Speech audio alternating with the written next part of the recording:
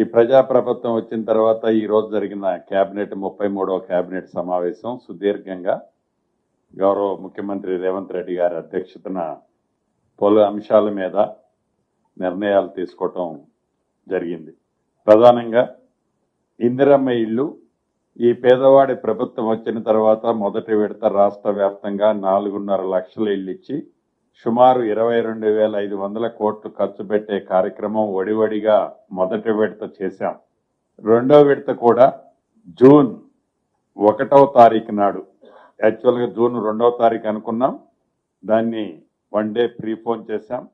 June 1వ తారీఖు నాడు ఆసిఫాబాద్ జిల్లాలో సిర్పూర్ కాగజ్ నగర్ దగ్గర గౌరవ ముఖ్యమంత్రి గారు చేతుల మీదుగా సహచర మంత్రివర్యులు మిగతా ప్రజాప్రతినిధులందరి సమక్షంలో రెండవ విడత 2.5 లక్షల ఇళ్లు లాంఛనంగా బెనిఫిషరీస్ కి అలొకేషన్ చేసే కార్యక్రమాన్ని చేపట్టాం.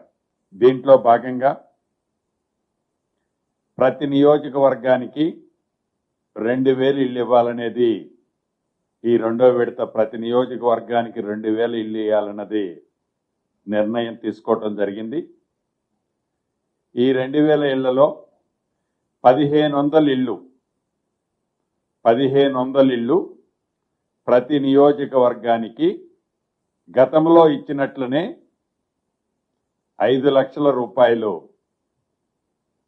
వారు కట్టిన ఇంటి లెవెల్ను బట్టి రూల్స్ అండ్ రెగ్యులేషన్స్ అన్నీ కూడా పాతయ్యే ఉంటాయి.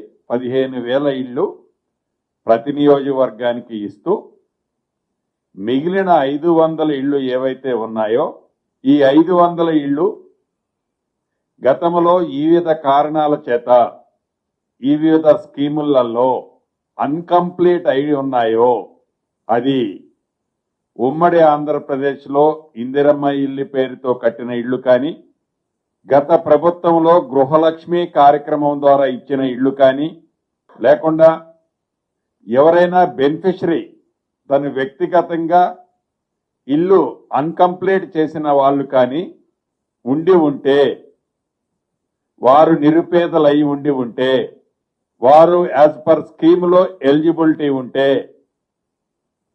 అటువంటి వాటికి ఫౌండేషన్ లెవెల్ కట్టిన దగ్గర నుంచి స్లాబ్ వరకు 3 లక్షలు ఇవ్వాలని, వాల్స్ కట్టి స్లాబ్ వేసే వాళ్ళకి 2 లక్షల రూపాయలు ఇవ్వాలని గౌరవ ముఖ్యమంత్రి రేవంత్ రెడ్డి గారి అధ్యక్షతన జరిగిన ఈ కేబినెట్ సమావేశంలో తీర్మానం చేయటం జరిగింది.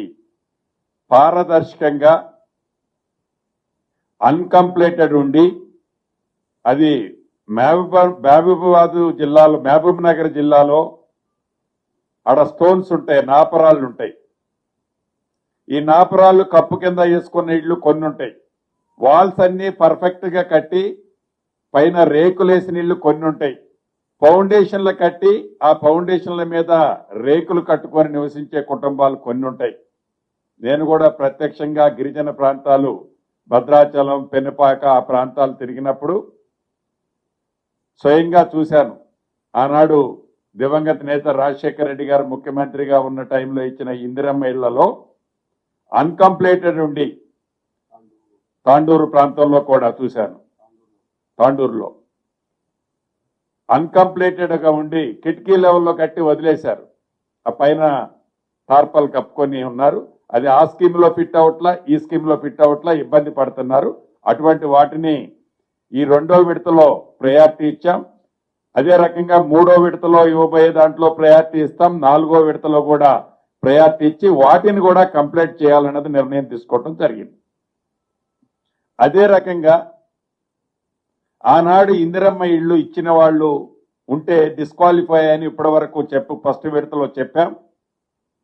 రెండో విడతలో అది సిమెంట్ కానీ, స్టీల్ కానీ, క్యాష్ రూపంలో కానీ 20,000 రూపాయల వరకు తీసుకున్న వాళ్ళని ఎలిజిబుల్ కింద ట్రీట్ చేసి, అప్పుడు తీసుకున్న అమౌంట్ ఈ 5 lakhs లో డిలీట్ చేసి రిమైనింగ్ బ్యాలెన్స్ ఇవ్వాలని కూడా ఈరోజు కేబినెట్ లో నిర్ణయం తీసుకోవడం జరిగింది.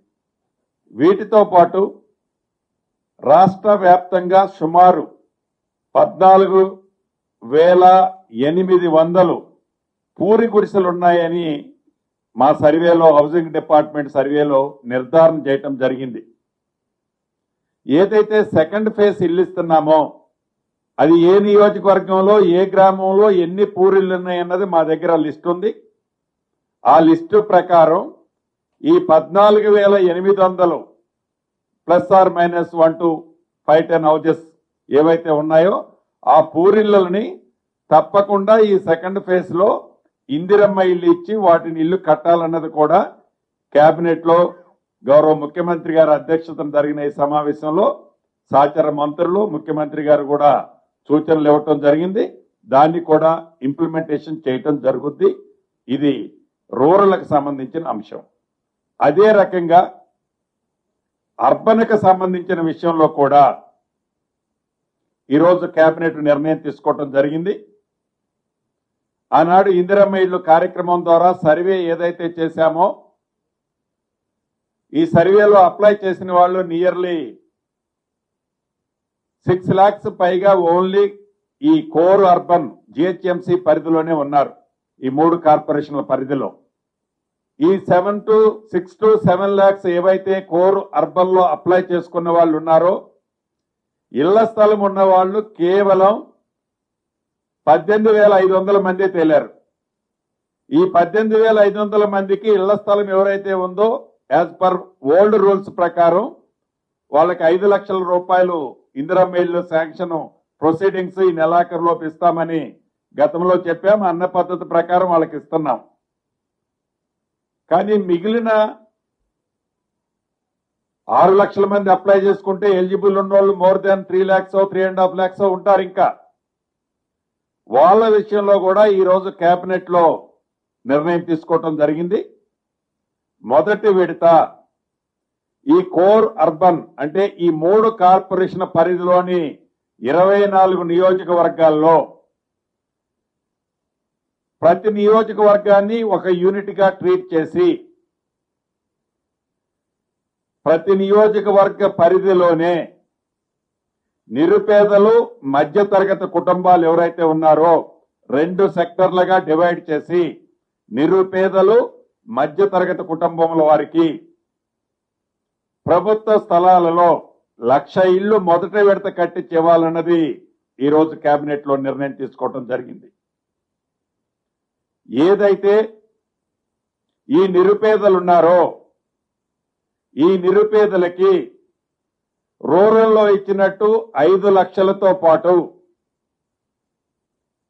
అన్డివైడెడ్ షేర్ కు సంబంధించిన ల్యాండ్, ఆ కట్టే అపార్ట్మెంట్ కి సంబంధించిన ల్యాండ్ ని కూడా ఫ్రీగా ఇవ్వాలన్నది ప్రభుత్వం నిర్ణయించి ఆ ఎక్సెస్ అమౌంట్ ఎంతైతే ఉంటుందో అది 4 లక్షల 5 లక్షల క్యాలిక్యులేషన్ చేసి ఆ 400 420 ఎస్ఎఫ్టీ కట్టియాలనే ఏదైతే ఆలోచన ఉందో దాన్ని ఆ నిరుపేదలు వారి జీవనోపాధి కోసం ఎక్కడ ఏ ప్రాంతాలైతే నివసిస్తున్నారో అదే ప్రాంతాలలో వారుండే స్లమ్ ప్రాంతాల్లో వాళ్ళకి విల్లింగ్ ఉంటే ఆ స్లమ్లోనే కట్టిస్తాం. ఆ స్లమ్ ప్రాంతాల్లో కట్టించి 5 లక్షల రూపాయలతో పాటు ఆ ల్యాండ్ మీద కూడా వాళ్ళకి అన్డివైడెడ్ షేర్ కూడా రైట్లు ఇస్తాం. అలా కాని ప్రాంతాలు ఏవైనా ఉంటే అది హౌసింగ్ బోర్డుది కానీ వివిధ శాఖలకు సంబంధించిన భూమి, నివాసానికి యోగ్యమైన భూమి ఏదైతే ఉందో దాన్ని ఐడెంటిఫై ఇప్పటికే కొన్ని పాకెట్లు చేశాం. ప్రతి నియోజకవర్గాన్ని ఒక యూనిట్ గా ఆ ఐడెంటిఫై చేసిన పాకెట్లలో అదే ల్యాండ్ లో వాళ్ళు నివాసం ఉంటున్న ప్రాంతంలోనే, ఇప్పుడు నివాసం ఉంటున్న పూరింట్లో నివాసం ఉంటున్న ప్రాంతంలోనే ఇల్లు ఇచ్చే కార్యక్రమం. రూరల్ లో 5 లక్షల రూపాయలు ఇస్తున్నాం. అర్బన్ లో 5 లక్షల రూపాయలతో పాటుగా అన్డివైడెడ్ షేర్ ల్యాండ్ ను కూడా ఇవ్వాలన్నది ఈ రోజు కేబినెట్ నిర్ణయించి దాని విధి విధానాలు, ఆ బెనిఫిషరీని ఎలా సెలెక్ట్ చేయాలి, ఎంత అమౌంట్ మ్యాచింగ్ ఎవరైతే బెనిఫిషరీ ఉంటాడో వారికి ఇవ్వాలి అనేది ఈ ఎల్ఐజీ స్కీమ్ లో నిర్ణయించడం జరిగింది. దానికి సంబంధించిన విధి విధానంలో రాబోయే కపుల్ ఆఫ్ డేస్ లోనే ప్రకటించడం జరిగింది అఫీషియల్ గానే. అదే విధంగా ఎంఐజీకి సంబంధించింది కూడా కోర్ అర్బన్ ఈ 3 కార్పొరేషన్ పరిధిలో కోర్ అర్బన్ ప్రాంతంలో ఈ 3 కార్పొరేషన్ ప్రాంతంలో ఎంఐజీకి సంబంధించింది కూడా ఒక 30% హౌజెస్ కట్టాలని, దాంట్లో అన్డివైడెడ్ ల్యాండ్ తో పాటు ఆ కన్స్ట్రక్షన్ ఫ్రీ హోల్డ్ ఎవరికైతే ఇస్తారో కొనుక్కుంటారో అది నార్మల్ ప్రాఫిట్ తో పెట్టి ఆ వచ్చిన నార్మల్ అమౌంట్ ని ఈ ఎల్ఐజీలో యూటిలైజేషన్ చేయాలన్నది ప్రభుత్వం యొక్క ఆలోచన. ఈ సిస్టమ్ మొత్తాన్ని విధి విధానాలని పూర్తిగా రాబోయే కొద్ది రోజుల్లో చేయటం జరుగుద్ది. ఈ కోర్ అర్బన్ లోని 3 కార్పొరేషన్లో 1,00,000 ఇళ్లకి మొదటి విడత ప్లాన్ చేయటం జరుగుతుంది. గతంలో 2 BHK ఏవైతే కట్టారో ఎన్ని కట్టినా వాటికి వీటికి డిఫరెన్స్ ఉంది. ఆనాడు ఎవరైతే వారి జీవనోపాధి కోసం నివసించే ప్రాంతం నుండి 30 నుంచి 40, 50 కిలోమీటర్ల దూరంలో 2 BHK కట్టిన కారణంగా అక్కడికి వాళ్ళు పోయి నివసించలేక అక్కడ నివసిస్తే మళ్లీ వారి జీవనోపాధి ప్రాంతానికి ప్రతిరోజు అప్ అండ్ డౌన్ చేయలేక ఆ ఇల్లు ఇచ్చిన నిరుపయోగంగా వదిలేసిన సందర్భాలు కోకొల్లగా ఉండి అవన్నీ ప్రభుత్వం దృష్టికి ఈనాడు వచ్చినాయి. కాబట్టి వారి జీవనోపాధి కోసం నివసించే ప్రాంతంలోనే ఇళ్లిచ్చే కార్యక్రమం కోసం ఈ కాన్సెప్ట్ ని ప్రభుత్వం ఈనాడు కేబినెట్ లో అప్రూవ్ చేసిందని కూడా మీ ద్వారా ఈ కోర్ ప్రాంతంలో నివసించే నిరుపేదలు మధ్యతరగతి కుటుంబాలకి శుభవార్త తెలియజేస్తున్నాను. అదేవిధంగా గోదావరి పుష్కరాలు వచ్చే సంవత్సరం 2027 జూన్ 26వ తారీఖు నుంచి గోదావరి పుష్కరాలు స్టార్ట్ అవుతున్నాయి. దానికి సంబంధించిన అంశంలో ఈరోజు కేబినెట్ లో ఈ పుష్కరాల కోసం 1000 కోట్లకి నిధులు వివిధ వర్కుల కోసం శాంక్షన్ చేయడం జరిగిందనేది కూడా సంతోషంగా తెలియజేస్తున్నాను. అదే రకంగా రాష్ట్రంలోని అన్ని జూనియర్ కళాశాలలో మధ్యాహ్న భోజన కార్యక్రమాన్ని కూడా ఏర్పాటు చేయాలని దానికి సంబంధించిన అంశాన్ని ఈరోజు కేబినెట్ లో అప్రూవల్ చేయడం జరిగింది. అదే రకంగా కోఆపరేటివ్ సెక్టార్లోని DCMSలని మార్క్ ఫైల్ లో విలీనం చేయాలని, అదే రకంగా తెలంగాణ రూరల్ ఇన్ఫ్రాస్ట్రక్చర్ కార్పొరేషన్ ని ఆకాలో విలీనం చేయాలని కేబినెట్ ఈరోజు నిర్ణయం తీసుకోవడం జరిగింది. ఇక ప్రధానమైన అంశం పాలమూరు రంగారెడ్డి. ఇది చాలా వెనుకబడ్డ ప్రాంతం. ఈ వెనుకబడ్డ ప్రాంతంలో ఆనాటి ప్రభుత్వం ఏదైతే పాలమూరు రంగారెడ్డి అనే ప్రాజెక్టుని 21 భాగాలుగా విభజించి 18 భాగాల వరకే ఆనాటి కాన్సన్ట్రేషన్ చేసి కొంత పార్ట్ వర్కులు కంప్లీట్ చేశారు. ఆ బ్యాలెన్స్ వర్కులు కంప్లీట్ చేయడంతో పాటు మిగిలిన లాస్ట్ లో ఉన్న లక్ష్మీదేవిపల్లి రిజర్వాయర్ వరకు ల్యాండ్ ఎక్విజిషన్ కూడా చేయాలి అని ఫస్ట్ ఫేజ్ లో యుద్ధ ప్రాతిపదిక మీద ఈరోజు కేబినెట్ నిర్ణయం చేయడం జరిగింది. దానికి సంబంధించి మొదటి విడత 587 కోట్లు ల్యాండ్ ఎక్విజిషన్ పర్పస్ కోసము రాష్ట్ర కేబినెట్ ఆమోదం తెలపడం జరిగింది. అదేవిధంగా 2030 నాటికి ప్రపంచంలో టాప్ 5 లైఫ్ సైన్సెస్ హబ్బులుగా ఒకటిగా తెలంగాణ ఉండాలని ఈ రాష్ట్ర ప్రభుత్వం సంకల్పించి దానికి సంబంధించి 2026 to 30 సంబంధించిన పాలసీని గౌరవ ముఖ్యమంత్రి గారి చేతుల మీదుగా గతంలో దావూస్ వెళ్ళినప్పుడు ఈ పాలసీని దావూస్ లో లాంఛనంగా దాన్ని ప్రారంభించడం జరిగింది. దానికి సంబంధించింది కూడా ఈ రోజు కేబినెట్ లో ఆ పాలసీకి సంబంధించిన దాన్ని ఆమోదించుకోవడం జరిగింది. దీనివల్ల ఈ పాలసీ ద్వారా వచ్చే 5 సంవత్సరాలలో 5 లక్షల మందికి ఉద్యోగాలు రావటమే కాకుండా $25 బిలియన్ పెట్టుబడి ఈ పాలసీ ద్వారా తెలంగాణ రాష్ట్రం ప్రపంచంలోని అనేక దేశాల్లో ఉన్న పారిశ్రామికవేత్తల దగ్గర నుంచి పెట్టుబడిగా తెలంగాణకి రావడానికి బ్రైట్ ఛాన్సెస్ ఉన్నాయి. అదే రకంగా గతంలో ఎక్కువ ఈ ఇండస్ట్రీస్ ని ప్రొడక్షన్కి వెళ్ళే మన కాన్సన్ట్రేషన్ ఉండేది. దాంతో పాటు ఇక్కడ ఈనాడు R&D ద్వారా R&D కూడా ప్రాధాన్యత ఇచ్చి ఈ పాలసీ ద్వారా తెలంగాణ రాష్ట్రానికి మరిన్ని పెట్టుబడులు వచ్చే విధంగా అట్రాక్ట్ చేసే విధంగా ఈ పాలసీని తుది మెరుగులు దిద్ది దాన్ని ఈ రోజు కేబినెట్ లో ఆమోదం తెలపడం జరిగింది. అది కాకుండా గత ప్రభుత్వం 2017 జనవరి 2వ తారీఖు నాడు కేంద్ర ప్రభుత్వానికి సంబంధించిన ట్రైపార్టీ మెమోరాండం ఒకటి చేసుకోవటం జరిగింది. 2017 జనవరి 2 ఆనాటి ప్రభుత్వం కేంద్ర ప్రభుత్వంతో ఒక ట్రైపార్టీ అగ్రిమెంట్ చేయటం జరిగింది. ఇదే అంశాన్ని అసెంబ్లీలో కూడా గౌరవ ముఖ్యమంత్రి గారు దీని మీద డీటెయిల్ గా డిస్కస్ చేయటం జరిగింది. ఈ ట్రైపార్టీ అగ్రిమెంట్ కి సంబంధించిన అంశాన్ని నాకు తెలిసి సుదీర్ఘంగా ఒక 2 days చర్చ జరిగింది.